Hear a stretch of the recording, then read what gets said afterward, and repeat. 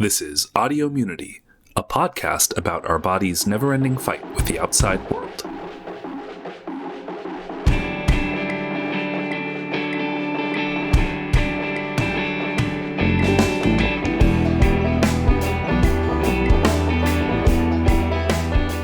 Hi everyone, this is Audiommunity episode 35, brought to you today by mast cells, the irritation they cause, the inflammation and destruction they leave behind, and their general role as a metaphor for recent science policy.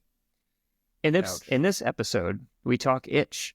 Itchy, scratchy, irritating itch. What causes itch? How does itch signal to your immune system? And what happens when you succumb to that itch with some sweet, sweet scratching of that mosquito bite you just got on your ankle? We're recording on February 27th, 2025, and we're happy to be with you. Thanks for tuning in. Triangulating from across the U.S., I'm Matt Woodruff, joined once again by Kevin Bonham. Hello, hello. And Kate France. I'm just kidding. Kate's sick. Kate has the flu.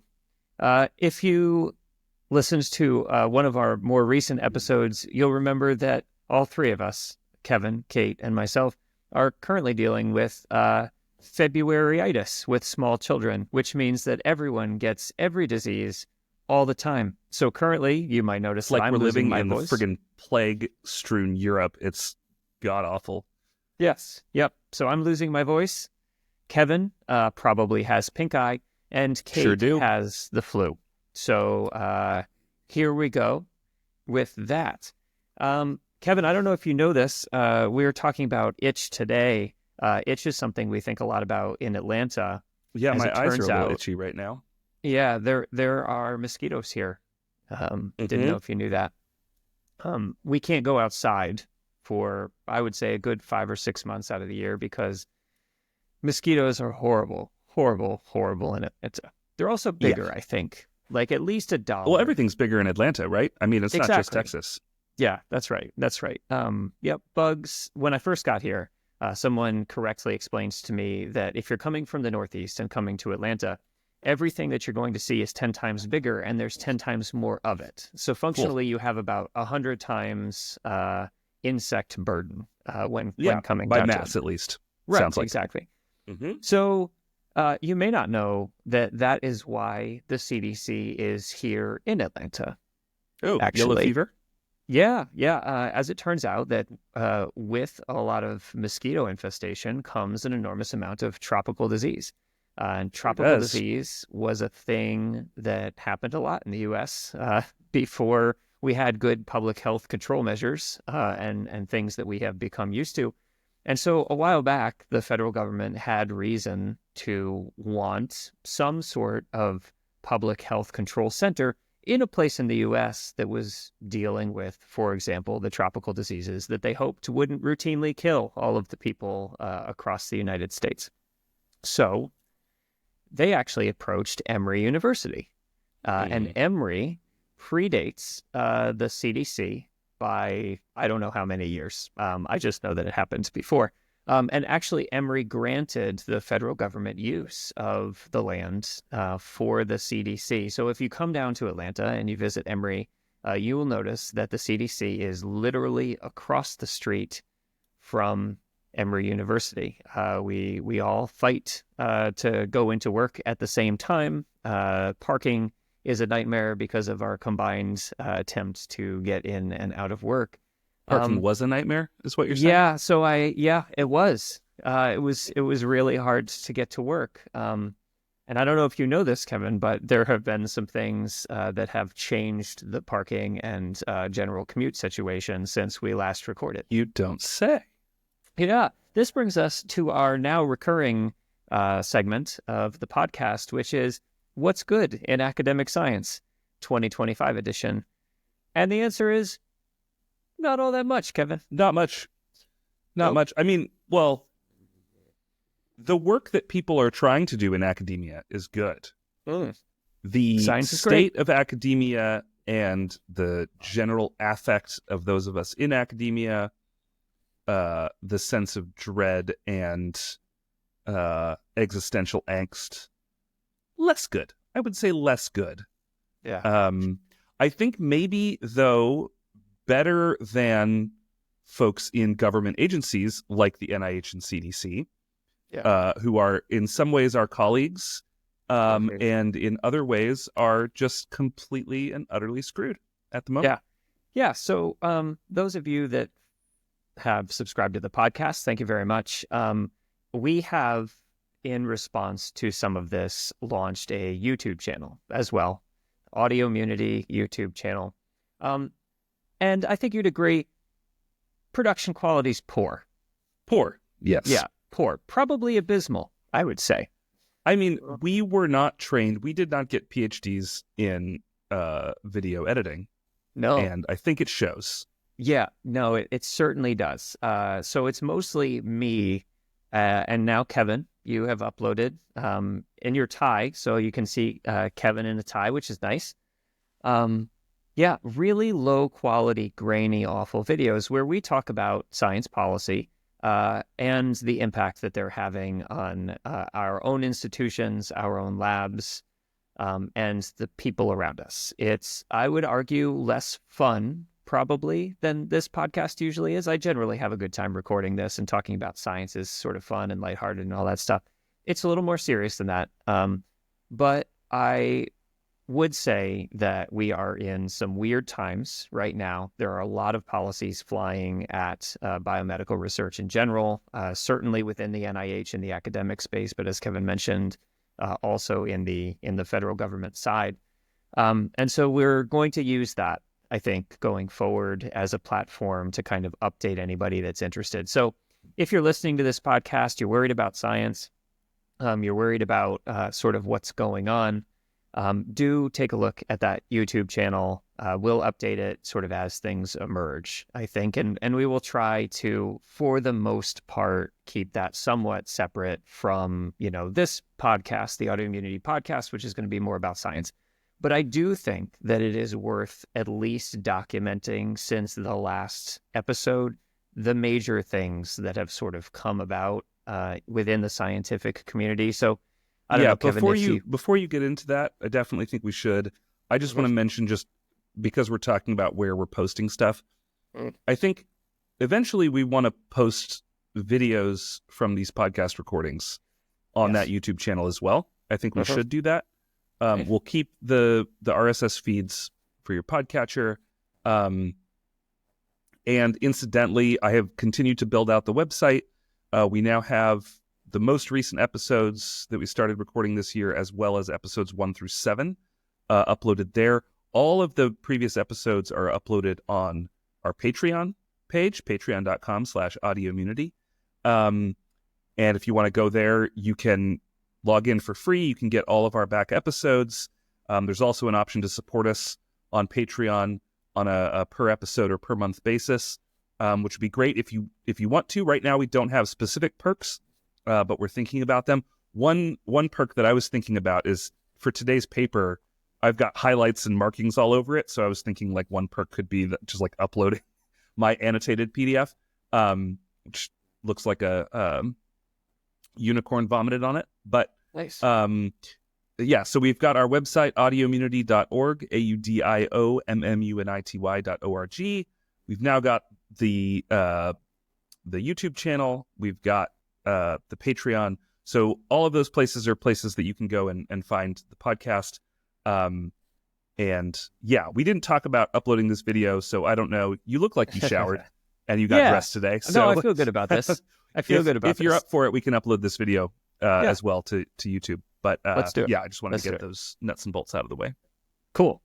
Yeah. So let's do a very quick rundown of all of the stuff that has happened since February 4th. And I'm going to actually back up a little bit, because February 4th, as a reminder, was the last time we recorded one of these episodes. Yep. We mentioned some existential dread around what might happen. Some of those fears have been realized, but let's move back. All of them and more. Yeah. So let's move back to January 21st, which some of you may remember marked the transition of an administration. On that day, there was a media blackout that came out of the federal government, specifically within the NIH and the CDC, Also the National Science Foundation, the NSF. Essentially, it became pretty clear that no one was going to say anything anymore generally, right? So it made it very difficult to understand what was actually going on under the hood at any of these various agencies as new policies were relayed out. And that's not entirely surprising. There was an argument to be made early on that, you're just sort of assessing where these agencies are, and so you're going to pause on communications. It turns out through colleagues that that same day, an email was sent to at least CDC employees, essentially saying, you're not doing a good job. Essentially establishing cause for eventually firing a significant number of those folks. Those folks were then asked to create lists of people that were essential and non-essential to projects. As was widely reported over the next few weeks, anybody that could be fired on a temporary basis. So when you're hired into these positions within the federal government, you're automatically on a probationary period for 1 or 2 years. You're hired or promoted, as I understand. Or promoted, yeah. So you could be in a well. position for 20 years, you get promoted to like senior whatever the heck, and then you're back on probation again. Correct. And when you are on that probationary period, you don't have the protections that are normally afforded to a federal employee that has been in their job for some amount of time, because you are not allowed, as it turns out, to fire federal employees without cause. So a bunch of folks were fired, specifically a lot of folks that I know actually were in the Decatur area. I live and work with a lot of folks whose families have family members at the CDC or are at the CDC directly. So a bunch of people are fired. Anyway, so let's move forward now. So we have this media blackout. I want to pause on that for a moment and just say, unclear the legality of firing even those probationary employees, particularly the ones that had been recently promoted. A lot of this stuff is going to the courts. Obviously, Matt and I are not lawyers, so I listen to a lot of legal podcasts, but I don't think that qualifies me to speak knowledgeably about this. But it's worth saying that, like, unclear what the legality of any of this stuff is, but the facts on the ground are that a bunch of people are currently not getting paychecks and are not going into work. Correct. So that brings us to later January. So let's say maybe 3 or 4 days after that, right? Because we're already in late January, on January 21st. In later January, an executive order was signed, temporarily pausing all activities related to obligation or disbursement of all federal financial assistance, including grants and loans, specifically with the intent of prohibiting funding for DEI and woke gender ideology-focused grants. So this was just a generalized swipe at some of the red meat conversations that had been had up until that point, right? Talking about how academic institutions are essentially promoting policies that the new administration coming in does not agree with. The Senate Committee on Commerce, Science, and Transportation, led by Ted Cruz at the time, was putting together a database of grants that were, he calls them, neo-Marxist woke ideology promoting grants. Now, interestingly, and I've got a YouTube video up that discusses this a little bit. Interestingly, if you actually look into that grant database, it's things like engineering conferences where they had some set-aside funds to make sure that people from poor or research-poor areas could attend the conference, or, for example, advanced weather stations so that we could do good storm tracking and, but that's probably... And it's worth saying that I think for the last 20 or 25 years, all NIH and NSF grants have a part where you can talk about how your research is going to promote,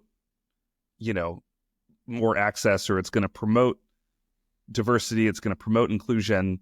Like, this was an important part of basically every grant. So you're researching, you're researching how Fruit flies. you're researching fruit right? flies and how some neuron works. You're researching itch and the immunology of type 2 immune responses.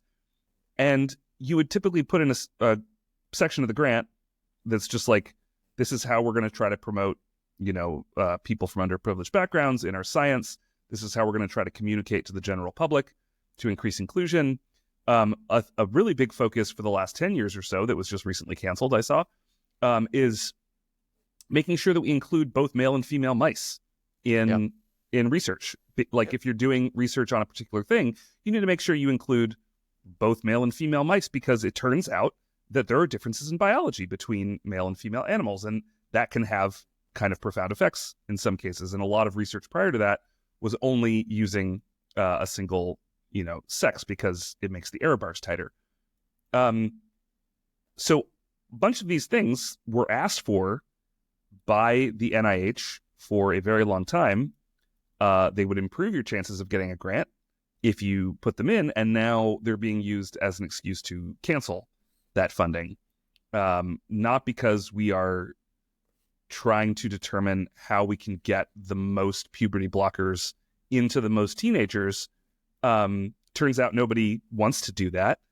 It's because we are trying to research the broadest spectrum of biology and get that science to the most people we can, and that's being used now as an excuse to cut funds.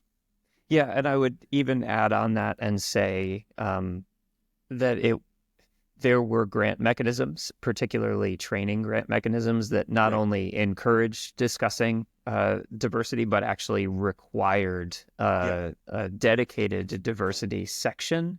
And so this has now been used as a way to cut entire training grant mechanisms. So literally every grant that was submitted under some of these programs have been canceled because they included a required diversity section on admission submission. So anyway, moving beyond that. So they announced this policy. On January 31st, a federal judge said, maybe you can't cut off all of those funds that are congressionally obligated to be spent, right? So basically the federal judge says, no, you really do actually have to continue pushing money into these programs, because it's not really up to you, executive branch. It's sort of up to Congress, and many of these funds have been appropriated congressionally. So have you ever heard of the power of the purse? Who does that belong to? It's not very clear currently. So that's late January 31st. All of that is pre a February 7th announcement, which was really the reason that I jumped on YouTube the first day and kicked off a bunch of these YouTube channel episodes, which was on February 7th. The executive branch, really the NIH, announced that we were going to, across the board, cut what are called indirect funding costs to 15%. So we don't have to get into detail here, but basically for every dollar that a researcher asks from the federal government, specifically the NIH in this case, a certain percentage of that is paid back to the institution that researcher is doing their work in order to pay for the infrastructure surrounding that research, right? So at Emory University, the indirect cost rate is something like 58%, I believe, right? Which means that for every dollar that I ask for as a researcher to do my research, the federal government then gives Emory University 58 cents. And that 58 cents goes to things like making sure the lights stay on, making sure that we can take care of our biohazardous waste that we generate in the lab, making sure that our fume hoods, which go through HEPA filters, so we're not spewing influenza A, for example, out into the environment, right? Like all of the controls. Not that it really matters right now, but in general. Correct. Yeah, actually. That would be a low percentage of the current circulating flu. So all of those things are controlled by the local environment. It takes, obviously, a specialized building, specialized resources in order to do this work. So that money funds that component of our research. Now, that is not a number that's pulled out of thin air. That number is actually negotiated between each individual university and the federal government. There is a good faith conversation that happens between those two groups, and the university basically presents all of the data it has on its own research program and comes to some sort of consensus on how much it actually costs to do work within that institution, right? Now, there's a back and forth negotiation. As I mentioned on the video, I'm sure, just human nature-wise, that Emory is trying to pull a little more out of the federal government. Federal government's trying to pull a little less out of Emory. At some level, they come to a consensus that appears to be, by all accounts, a pretty good faith negotiation. So yeah, that negotiation... On that point, I wanted to say that there's a really interesting analysis I saw in Blue Sky. I will try to dig it out and put it into the show notes if I can find it. But basically, looking at the range of negotiated overhead percentages across the U.S. is super large. Like, some of the smaller universities are at like 30%. Some of the larger medical centers are like in the high 60s or 70s. But it turns out a lot of kinds of research are not subject to overhead. And so somebody went through the NIH Reporter, which is this open website where you can download basically all the information about every grant that's been awarded by the NIH. And he basically calculated, like, what is the actual overhead disbursement across all of these universities, from blue states and red states, big universities, small universities. And basically, if you do the actual over all of the grant monies awarded, actual overhead rate is in a super narrow band. It's like 27% plus or minus 1% everywhere, because like the big universities, like where I am, Tufts Medicine, our overhead is like in the high 60s, but a lot of clinical research is not subject to overhead. And so the negotiation with the NIH is basically to say, like, we have all of these costs. What can we negotiate in terms of indirects for the research that is eligible to cover, all of the stuff that we actually do, keeping the lights on, et cetera. And it turns out that those negotiations seem to work really well, because basically everywhere is getting approximately the same real reimbursement rate, which is kind of incredible and wonderful. And also, the ability to do this analysis puts the lie to a lot of the claims that are like, we found this crazy grant that went to this BS thing that nobody knew about. It's like, well, you could have looked at NIH Reporter if you cared about this anytime before the last 6 weeks. Again, just reiterating, all of these universities are negotiating with exactly the same people within Health and Human Services, right? Like, no wool is being pulled over the eyes of the people in these negotiations. The universities are too large. These numbers are too large. Like, anyway, it all comes back to a relatively even-handed negotiation, which is why it is surprising then that despite having gone through all the effort of figuring out exactly how much research costs in these institutions, that the NIH would then decide to say, well, we are going to throw all of those negotiations out the window. We're going to decide to cap all of that money at 15%. Now, there are a whole bunch of justifications that have been used out there for why 15% is a reasonable number. I'm not going to actually give voice to any of those because they're silly. They're bullshit. The negotiations have happened in good faith with the federal government. These are the numbers that are actually required, right? And the result of that cap here at Emory University was an adjustment of the annual budget at Emory of roughly $140 million per year, which is a staggering number. And, the annual budgets of these places are frequently in the billions of dollars, low billions of dollars, money in, money out. $140 million hole is a substantial component of the money in. And I would say, and Kevin, maybe you would agree with me, maybe you wouldn't, but over the last 60 years, biomedical research has become a thing in the United States. It really wasn't a business prior to the 50s and 60s. And NIH investment, government investment into the biomedical space, which the US is a worldwide leader in that, the worldwide leader in that, right? That investment has changed the business models of these R1 research universities, right?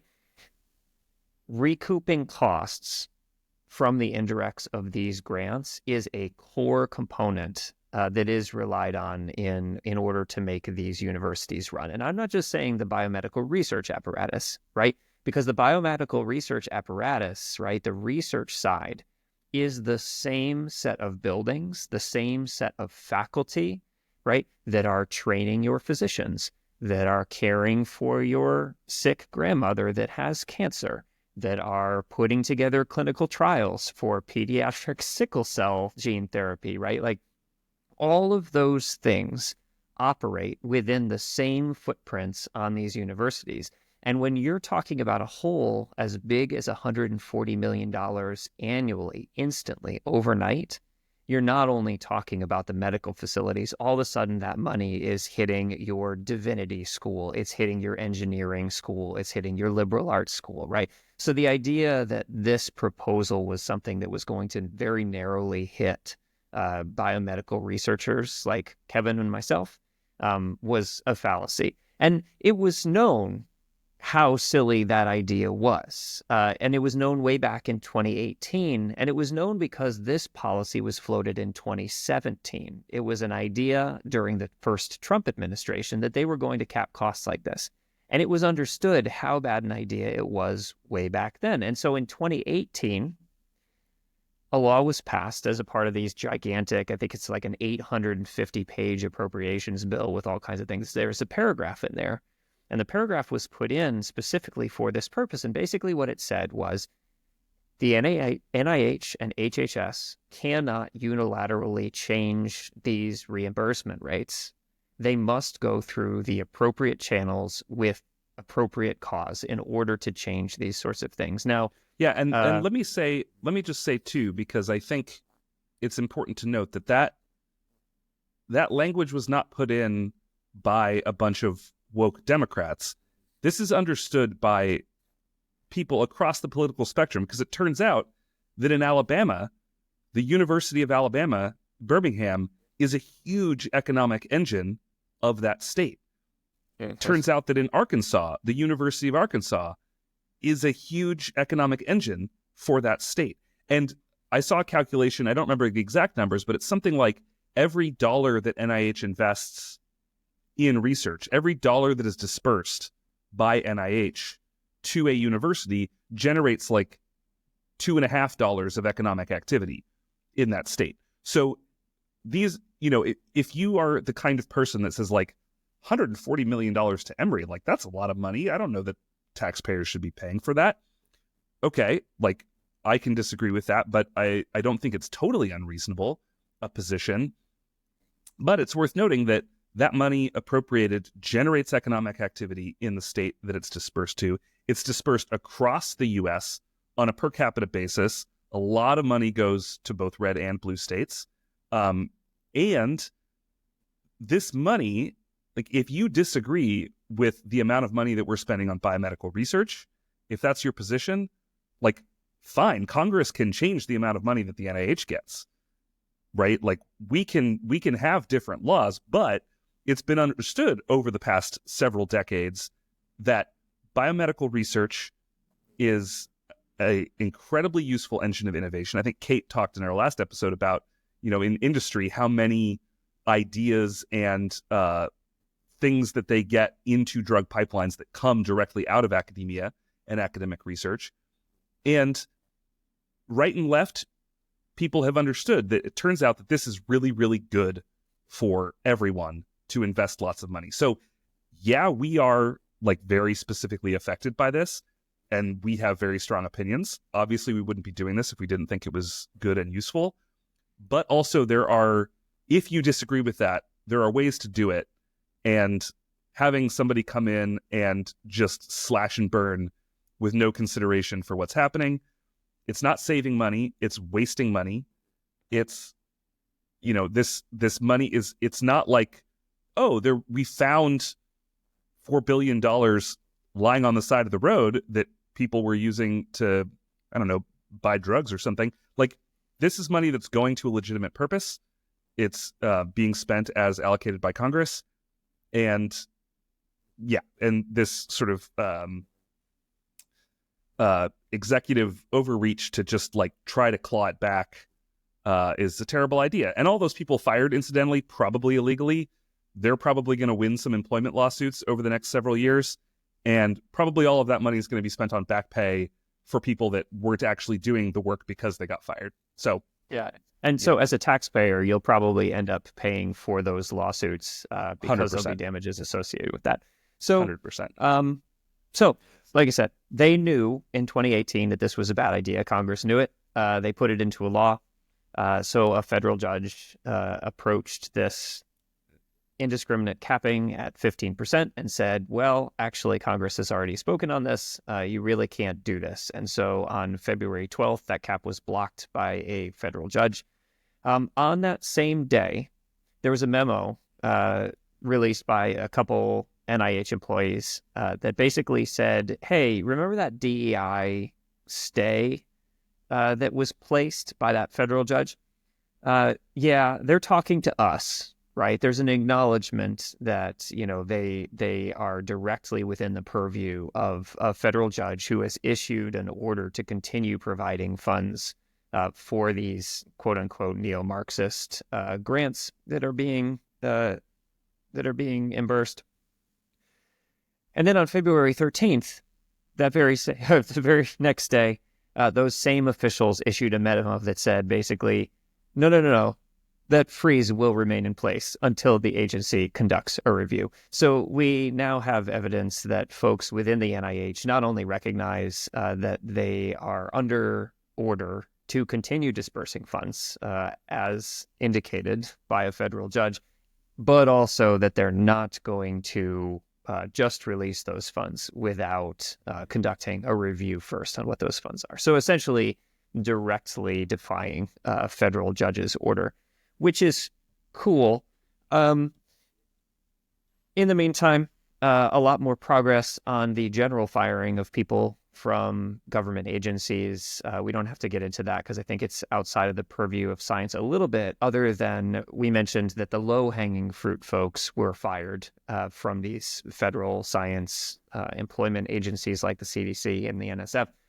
But clearly, people are paving the way to do a much more thorough job of gutting these institutions, which... Yeah, I think gutting is a correct term here. Oh, yeah. From what I hear, people are sending emails to folks not knowing whether those folks continue to be employed on the other end and are only realizing that they're not employed because they're not receiving responses in 3 to 4 days. Yeah, right?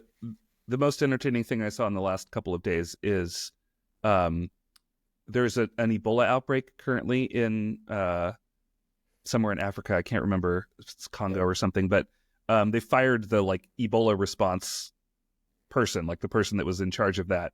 And our co-president, Elon Musk, got up in a press conference and said, oh, yeah, that was a mistake, but we hired him back. Turns out that they didn't hire him back. So just continues to be like, I can't remember if that was one of the people that they didn't know how to contact because they cut off all of the government email access for these people.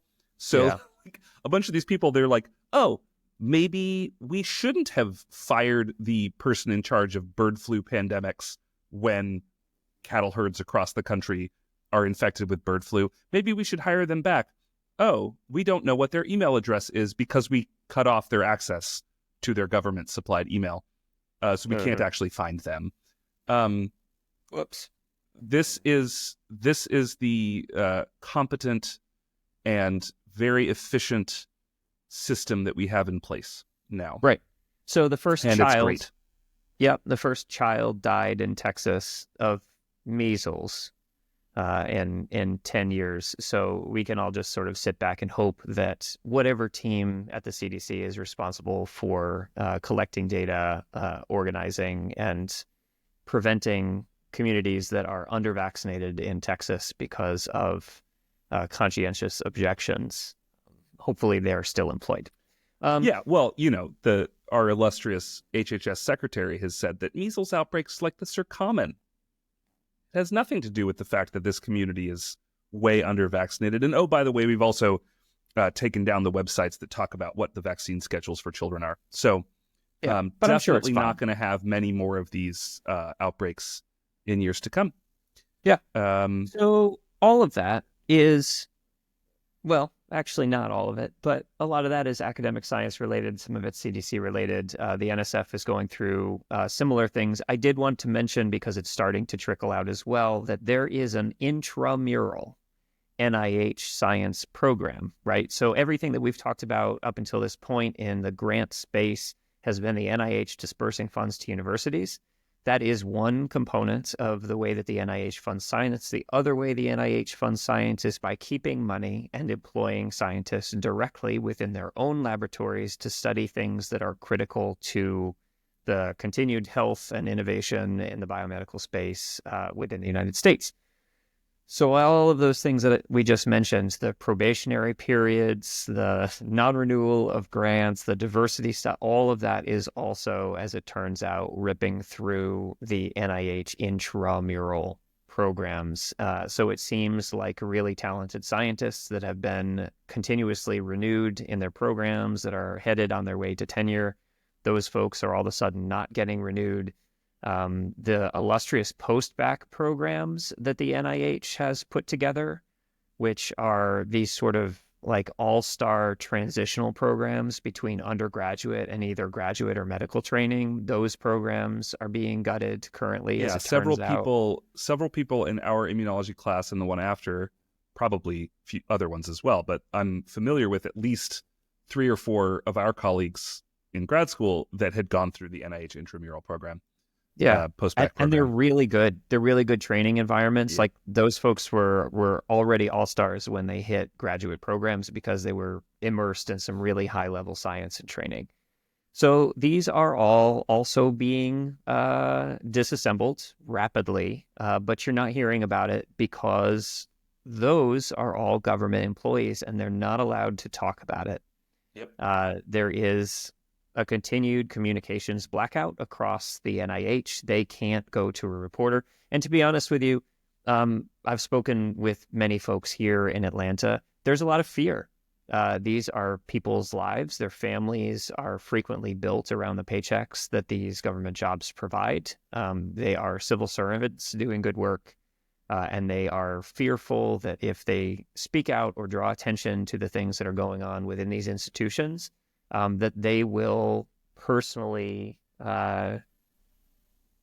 feel the consequences of that. Essentially, they will be personally targeted. And there already are examples of personal lists, right? Lists identifying individuals that the current administration believes are threats. Those lists have been released in many federal agencies now. Department of Education is one. There are a couple of others. So there is a real fear out there. But yeah, I'm sad to say that whatever you're hearing in the news about what is going on in these agencies is well underplaying what is actually going on within these agencies. Probably worse. Yep. And Kevin, all that makes me really itchy.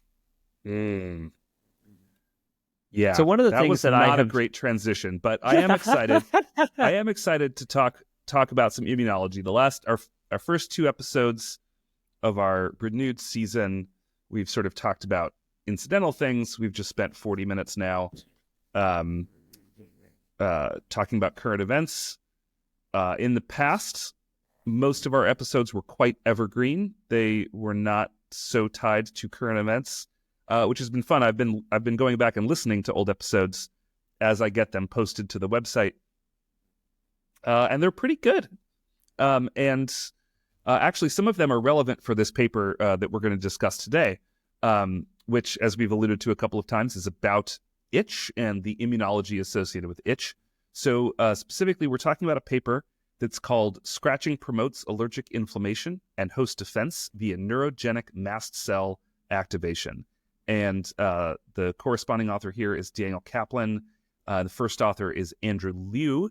And incidentally, Kaplan and Liu are both from the University of Pittsburgh, which has an excellent immunology program. I think Matt at one point was talking to them about potentially working there. And also, incidentally, I don't know if Andrew is a grad student or a postdoc there, but I just saw recently that Pitt has decided they're not going to have a graduate class coming up because the funding situation is uncertain, and they can't take on graduate students if they don't know that they can support them. So Pitt grad program, I think others as well, are being canceled or suspended because of all of this recent mishigas in the federal government. So cool science like this coming out of a place like Pitt, it's going to be much less possible in the future. So that's cool. Yeah. But so the idea behind this paper is that we know that inflammation, particularly cutaneous inflammation, like in the skin, is often associated with itch. And we also know that scratching produces inflammation. So if you scratch a particular area of your skin, it can often, if you do it hard enough, it can often cause additional inflammation. One of the demonstrations, I think, when we learn about mast cells in grad school, one of the demonstrations that professors often do is to like slap their arm really hard, and then you see the redness and swelling that's associated with inflammation. And that's because of the degranulation of cells called mast cells.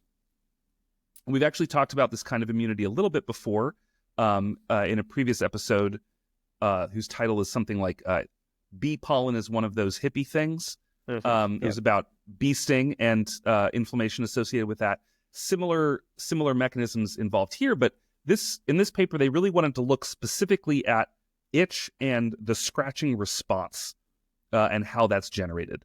So before we get into the actual results, I think it's worth talking a little bit about some of the different cell types and molecules and receptors, because it actually took me quite a bit of going back and forth through the introduction and the results to make any kind of sense of what's actually going on. So I'm going to present the final model that they come up with first, and then we'll go back and look at the evidence for that model. So cool. Before you jump into that, really quick, I would like to state for the record that mast cells are the worst immune cells.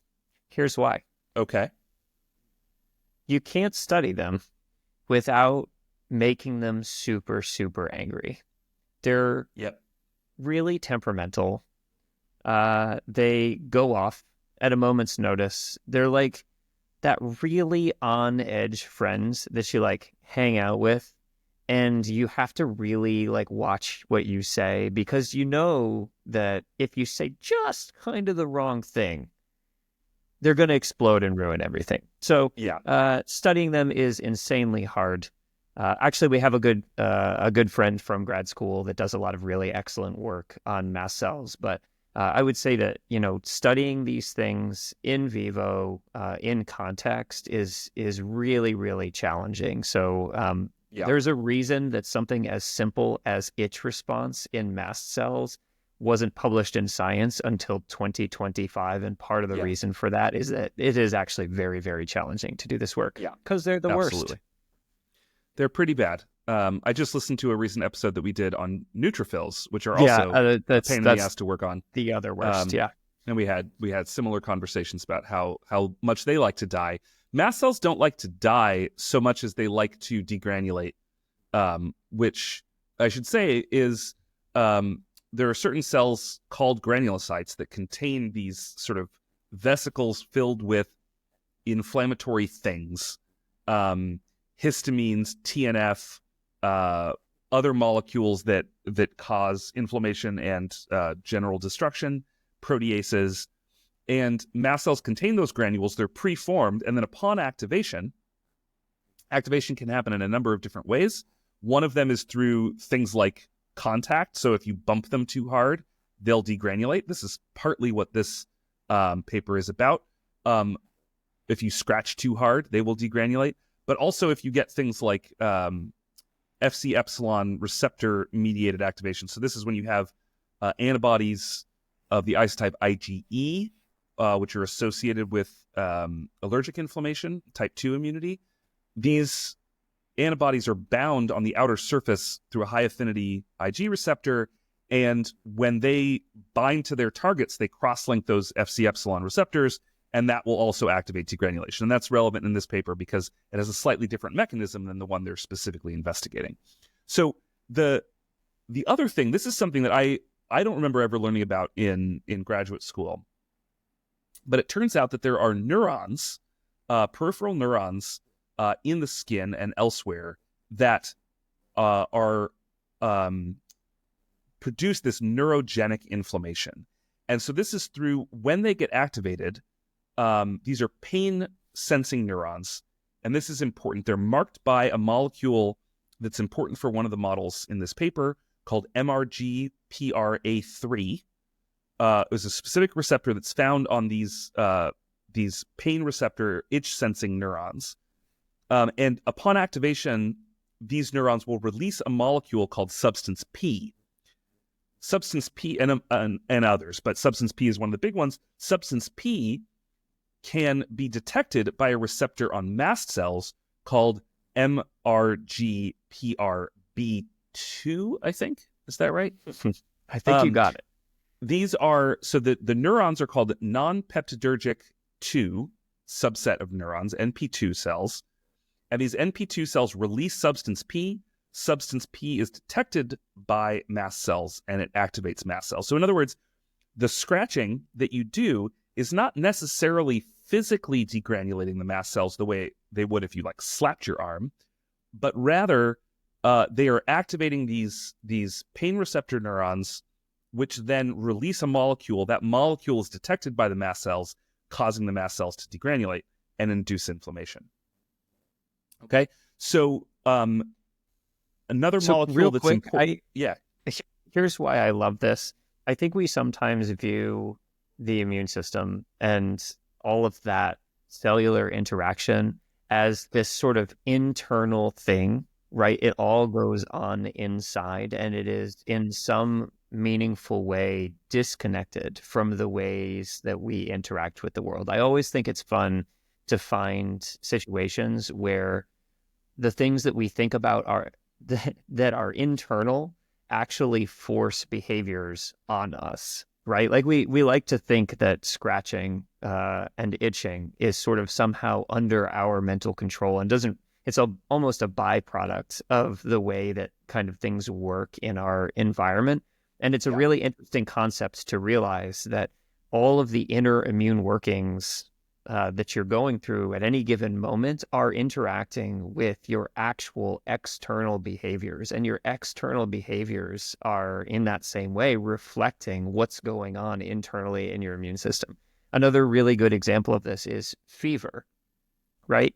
We think about fever and we think about it as sort of this internal process, right? So IL-6 hits your brain. Your brain says, uh-oh, there's a lot of inflammation. We better ramp up the temperature, right? So you change your internal set point, and then what happens? It's not that your body starts producing a ton more heat.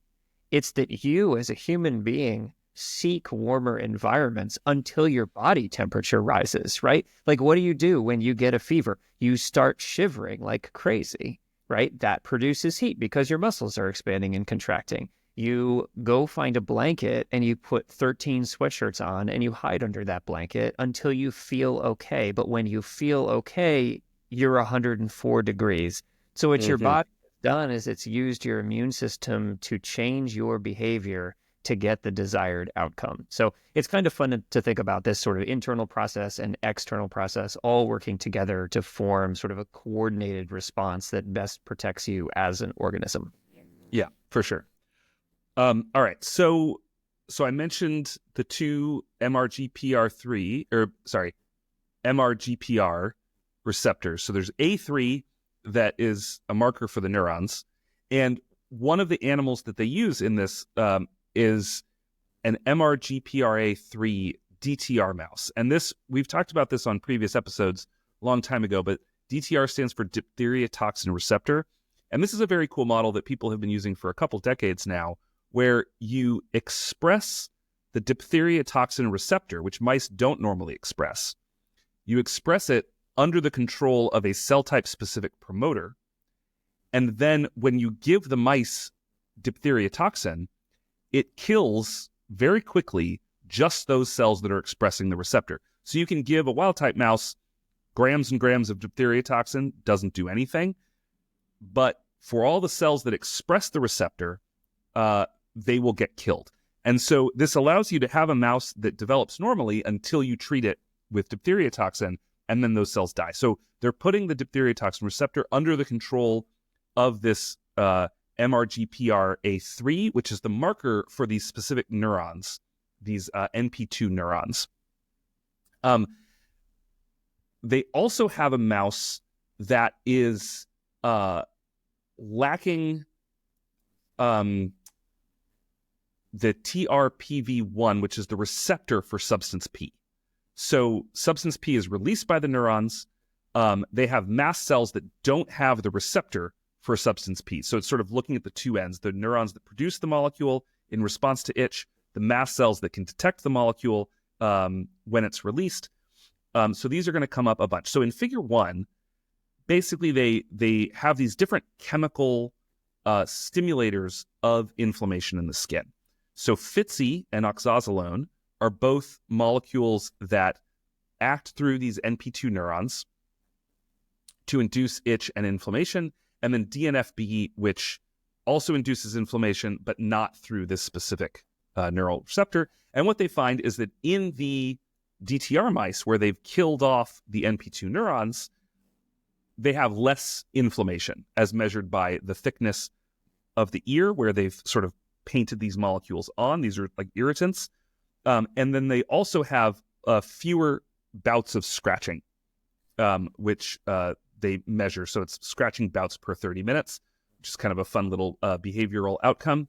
And then also in figure 1, they include this thing that I find hysterical. They call it an Elizabethan collar. This is basically just a cone. Like if you've ever had a pet that got some surgery, you want to prevent them from scratching a particular part of their body, you stick the cone on their head. They call this an Elizabethan collar, which I find hilarious. And what they find is that I think it's much better to think about that as an actual piece of outerwear for these animals. Yeah, for sure. But the cool thing about this is that when they, for the oxazolone and the FITC, but not for the DNFB, if they put the collar on mice that have the substance P producing neurons, it reduces the inflammation down to the knockout, the neuron knockout. So what this is saying is that the substance P itself is not responsible for the inflammation. The substance P is produced, it induces scratching, and that scratching then leads to the downstream inflammation as measured by ear thickness. So this is pretty cool. Sort of they can separate the effect of stimulating the neuron with these molecules and then the scratching that is induced as a result of activating those neurons, which I find pretty cool.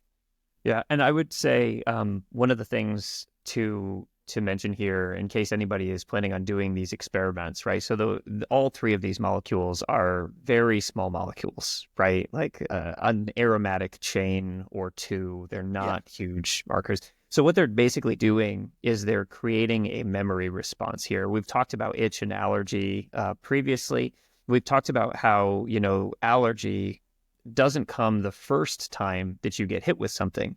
Allergy comes because you, let's say, inhale pollen. We're about to get hit with that in March in Atlanta.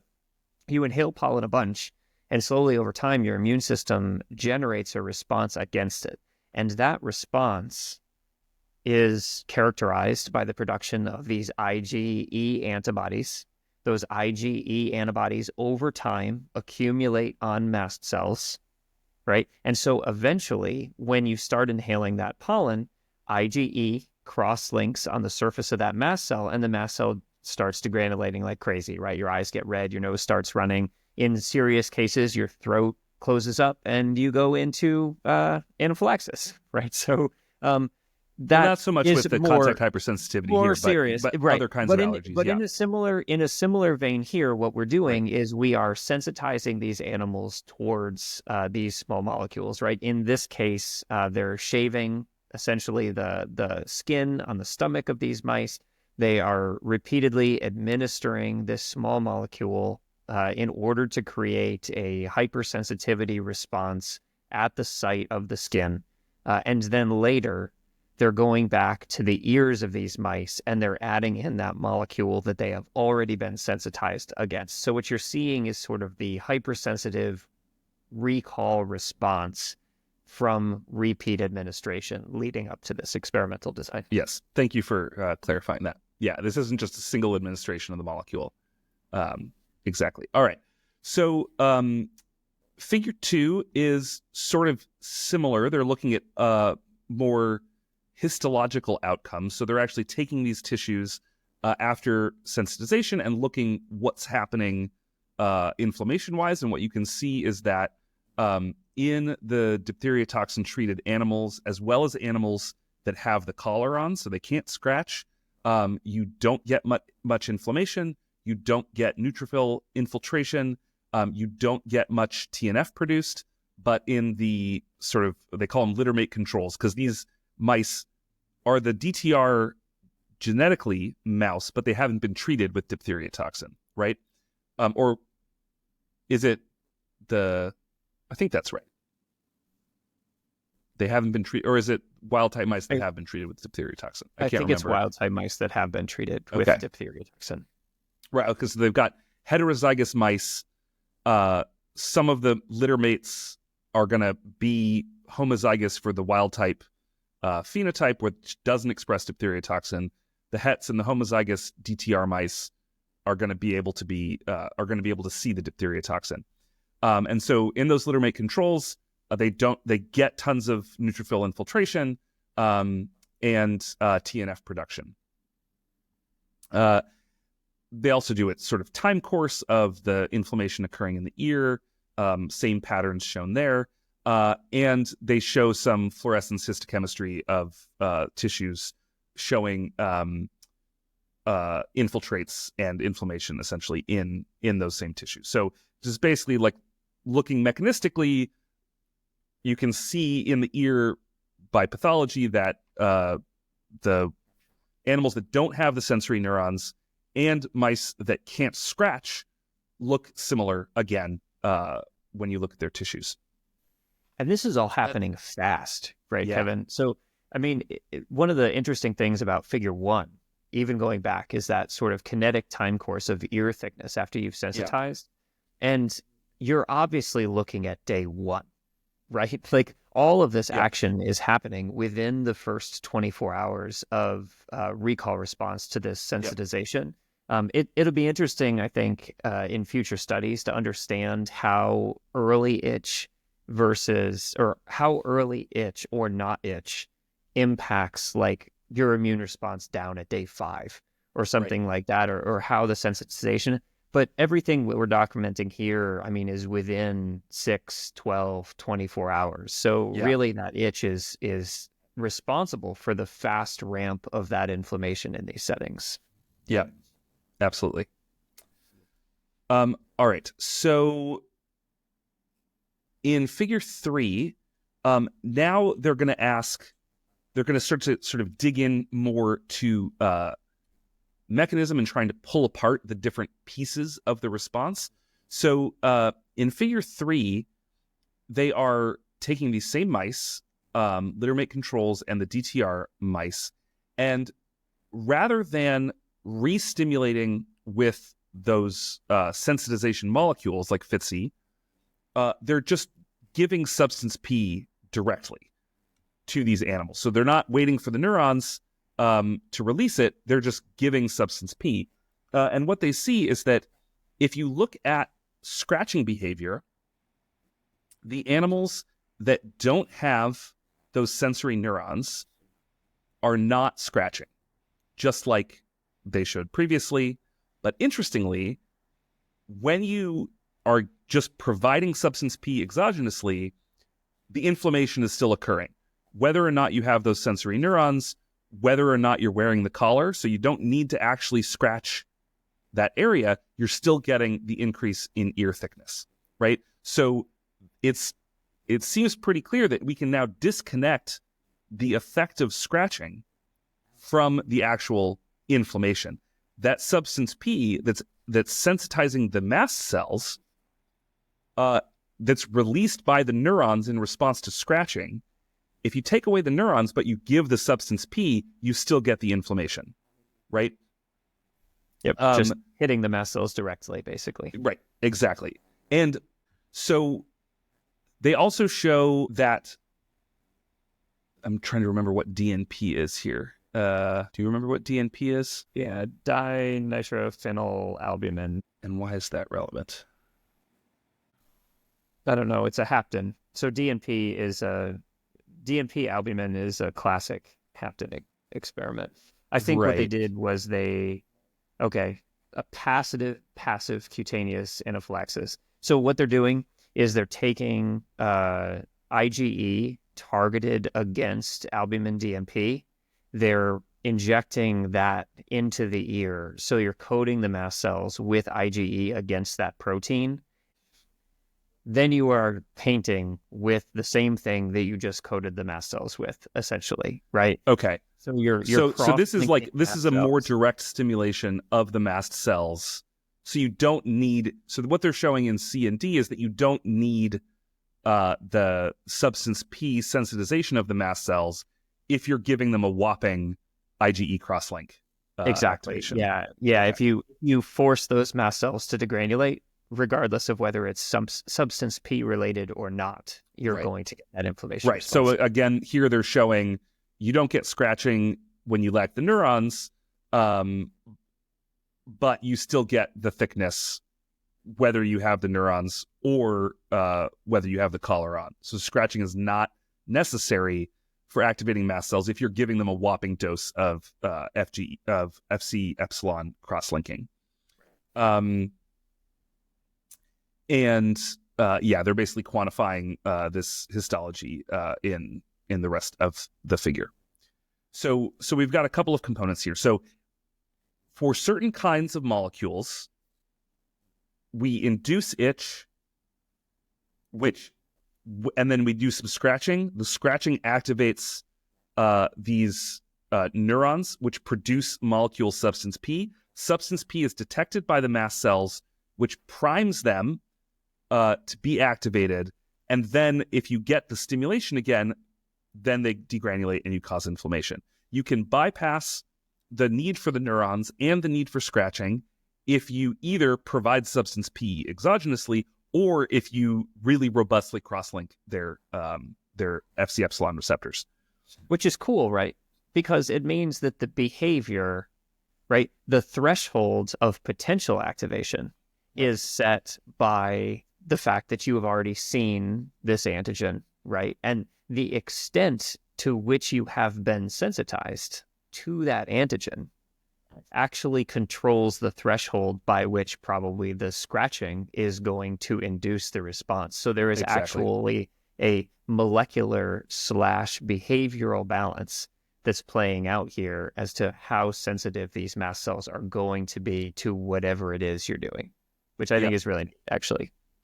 Yeah, exactly. All right. So in figure 4, they're looking at another model here, which is TRPV1. And this isn't a DTR. This is, let me see if I can find it in my notes. So these mice are called dread mice, and they have basically this receptor is inhibited. So it's an allele of this particular receptor that is inhibited. And here we have reduced release of substance P, reduced inflammation. And the TRPV1 is a receptor on, so this is those neurons exist. They're not being killed off by diphtheria toxin the way they were earlier on the paper, but the receptor that is necessary, I think, for sensing the scratching itself is inhibited. And so when we have these animals, again, we have a reduced substance P release. We have reduced inflammation measured by ear thickness. We have here they're measuring actual degranulation, which they didn't do earlier, but basically you have less release of stuff that's found in the granules. And if you also provide capsaicin, though, which activates the TRPV1, it basically can replace the scratching behavior. So if you put the collars on the animals so they can't scratch, and you sensitize them, but you give them capsaicin, which also induces through this receptor, reduces substance P or releases substance P, then you get recovery of the inflammation downstream of the mast cells and degranulation. What's capsaicin? Capsaicin is what's found in hot peppers. So it's the thing that makes that causes the feeling of heat and pain in response to eating spicy food. Thanks for that clarification. So basically, this is just saying that the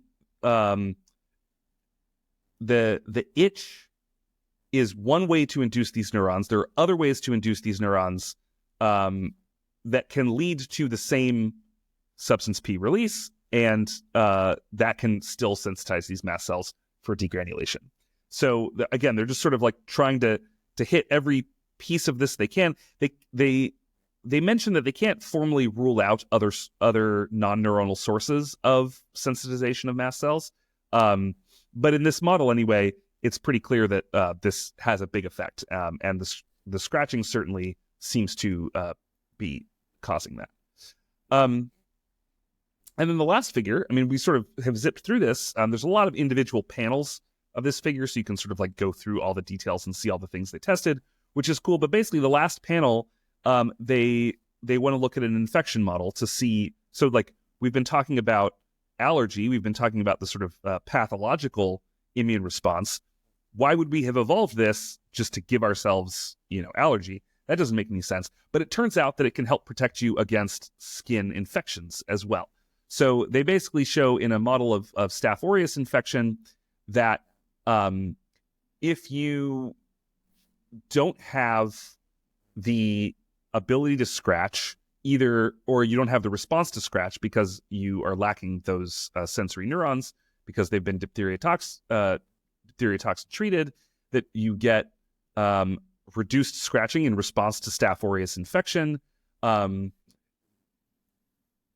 And that scratching is relevant because if you put the collar on, you get similar results. And basically, you have increased Staph aureus replication, decreased TNF production, decreased granulated mast cells, etc.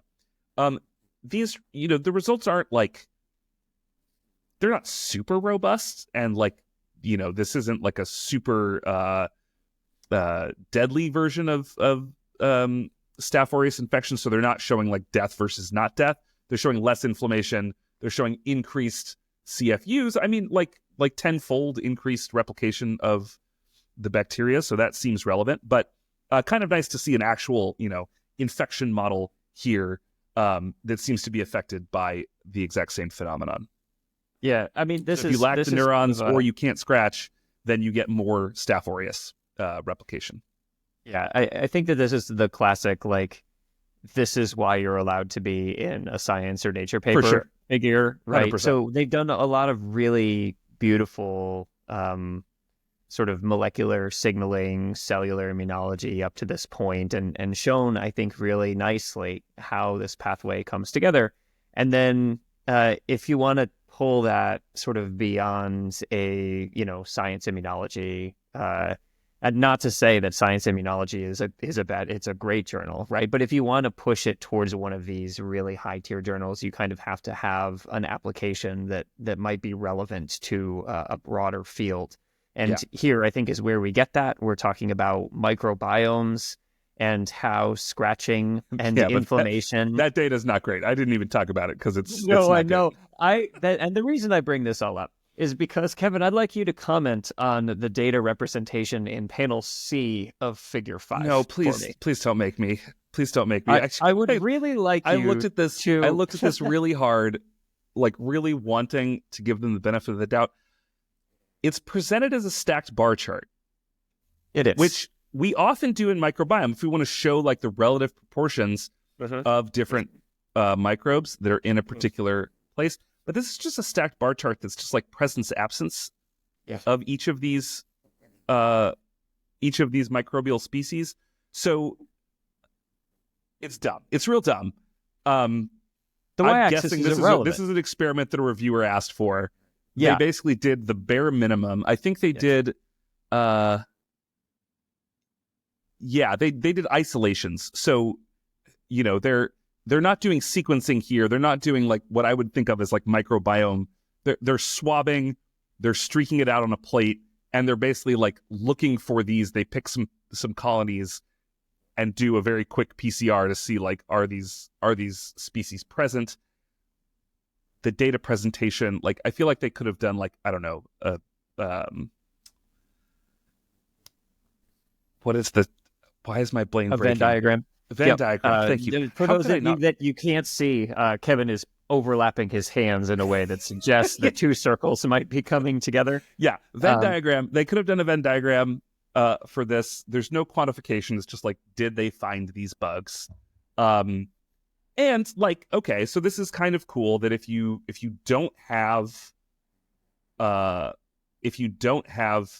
the receptor that allows you to scratch, or you put a collar on so they can't scratch, you have slightly different microbiomes. Actually, no, sorry. In response to Fitzy, you get the scratching. So if you have the collar, you don't remove the staph and the Leucinobacillus. But if you can scratch, then you do remove those. So it's sort of saying that there's, some response of changing the microbiome in the skin. It's not quantitative. It's whatever. I'm guessing a reviewer asked for this, and they were like, "Fuck, that's it's fine. My guess. We'll just streak out these bugs, see if we can see them." Okay, like no, I think that's fine. And sometimes we jump on these panels, and it's like part of a larger problem in the paper, right? Sometimes these sorts of panels find their way in. You're like, actually, there's a systematic problem in how these data are analyzed and how this is not that. That is not the case in this paper. This paper, I think, is really well done. And I think Kevin's right. I think this is a reviewer question where somebody had to do some microbiology they didn't want to do. Nonetheless, panel C not great in Figure 5, but to do the actual microbiology. Exactly. Like it could be kind of neat to see. But yeah, it's A through C. I just kind of like blanked it from my mind because I was like, I don't. This is. But it's fine. The immunology is great. The fact that they can reduce Staph aureus titers in the infection model, super cool. And yeah, I think it's very clear. And as Matt said, it's like, it's wild that in 2025 we're getting such basic mechanisms reported on. But that's the state of type 2 immunity generally. I mean, this was true when we were in grad school. It's very hard to do this work. This is a very cool sort of genetic dissection. And yeah, I thought it was a great paper. I had fun reading it. So yeah, no, I did too. And it makes you wonder what other basic behaviors that we don't think about routinely are also tied to underlying immune function. I would like to propose the National Institute of Nose Picking and Eating It. What are your thoughts? Somebody's got to do that. I am sure that there are microbiome implications. Anything that you're putting in your mouth. I mean, so there is research that kids that eat dirt, kids that are like playing around like outside on farms and like getting lots of other stuff into their mouths. This is the hygiene hypothesis. This has been around for ages. We know that those kids are less susceptible to things like allergy and autoimmune disorders. So, what's coming out in nasal secretions? You've got some dead neutrophils. Bacteria's got to be wrapped up in all that, right? Oh, there's surely bacteria. Yeah. Although not that much. I mean, there are like there's some microbiome work where they swab the sort of inside of the nose and look for there's staph and stuff, but most of those bugs are going to get killed on the way through your digestive tract. But yeah, could be a thing. I'm interested. Yep, this Could be a and thing. The licking of wounds, I think, actual licking your wounds. Those are the two things that I would like to see out of immunology as a whole. If we're going to be doing ridiculous things anyway to try to save ourselves, why not just follow fun behavioral rabbit holes that I think everyone's like, I wonder why we do that. Yeah, what private foundation is going to fund research on nose picking? I actually think... Since the NIH won't. I truly believe that those two institutions would probably have a better funding shot under current HHS secretary than the work that I do on mRNA vaccination. I think that's true. That is horribly and unfortunately true. And we'll so there you go. Perhaps Woodruff Lab 2026 will deal in wound licking in all of the ways that you can think of it. Dig it. With that, this has been Audiomunity episode 35. I was trying to give you an opening for the quote. When I was horribly sick, I texted to Matt that I was having violent sneezing and spewing neutrophil corpses all over the walls because that's what a lot of snot is, it turns out. Anyway, we are on the web at not Immunity anymore. I've been listening to too many of our old episodes. Long live Audiomunity. We're on the web at audiomunity.org, AUDIOMMUNITY.org. We're also on patreon.com/audiomunity, where you can log in and get all of our old episodes. If you want to support us, that would be great. We do still have a few people signed up, including one that actually increased their contribution, which is awesome. You're the best. So if you'd like to support us, you can do so there. We're going to be uploading these to YouTube now, so that's youtube.com/what? Is it just /Audiomunity? Audiomunity. We'll put a link. If you find us on the web, we'll put a link into the show notes to the YouTube channel, and we'll look at what that is and say it out loud in the next episode. The music at the beginning and the end was composed by Rachel Rennick, and we'll talk to you next time. See y'all.